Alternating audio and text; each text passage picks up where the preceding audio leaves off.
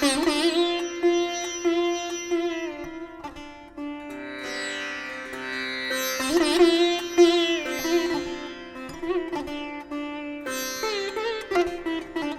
सनातन किसी व्यवस्था का नाम नहीं है। सनातन तो वैदिक हिंदू धर्म की आयु है जो आरंभ से लेकर अभी तक चली आ रही है। हम कहते हैं कि उस विचारधारा का अस्तित्व इस दुनिया में आरंभ से लेकर आज तक है, जिसको करीब करीब कई हजार लाख करोड़ वर्ष हो गए हैं। जब से इस पृथ्वी पर मानवीय सभ्यता है तब से लेकर के अभी तक इस प्रकृति के संरक्षण की जो परंपरा है वही सनातन है। और इसी सनातन धर्म वैदिक हिंदू धर्म की व्यवस्था में हम लोग जीते हैं। यहाँ पर हम बांटने, काटने, तोड़ने, किसी और पर अपनी टांग ऊंची करके रखने के लिए नहीं आए हैं। आज सनातन बोर्ड की स्थापना का यह जो कार्यक्रम यहाँ पर आयोजित हुआ है, इसका मूल उद्देश्य सिर्फ इतना है कि इस देश में जो ये दो तरह की राजनीति की जा रही है, एक तो दलगत राजनीति, एक धर्मगत राजनीति, यह सनातन धर्म स्वीकार नहीं करेगा। इतने वर्षों तक हमने कैसे कैसे सपोले पाले थे, ये आज देखने को मिल रहे हैं। वक्फ बोर्ड के नाम पर इस देश में देश की तीसरी सबसे बड़ी संस्था है कहा जाता है, जिसके पास सबसे ज़्यादा ज़मीन है। रेलवे बोर्ड के बाद कहते हैं कि सबसे ज़्यादा ज़मीन अगर किसी के पास है वो वक्फ बोर्ड के पास है।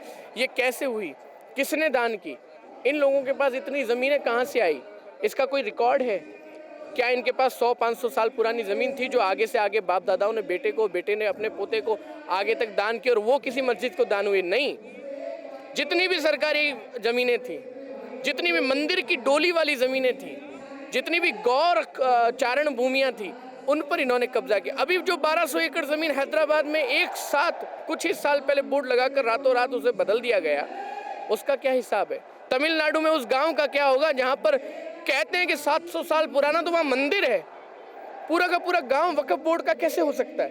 ये सब स्वीकार्य नहीं है। ये इस प्रकार की राजनीति इस देश में नहीं चल सकती।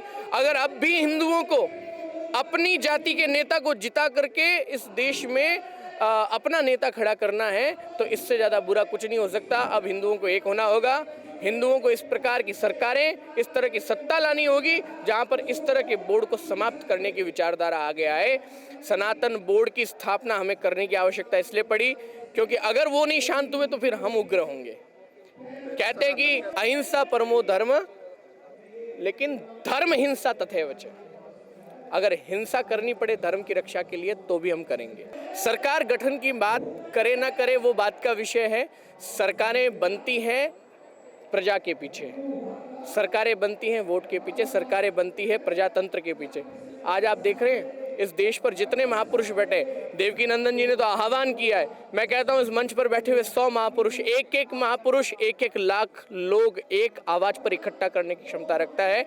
आज मंच पर 500 संत बैठे हैं और मुझे कहने में कोई अतिशयोक्ति नहीं होगी, एक राज्य जितनी संख्या अगर किसी ग्राउंड में इकट्ठी करनी पड़े तो ये कोई बहुत बड़ा विषय नहीं। और उसका आने वाला स्वरूप आप देख सकते हैं। 2 महीने बाद में प्रयागराज की भूमि पर 10 करोड़ लोग उस 100 बाई 100 किलोमीटर की परिधि में होंगे। ये सनातन धर्म की ताकत है, इसे हल्के में ना लिया जाए।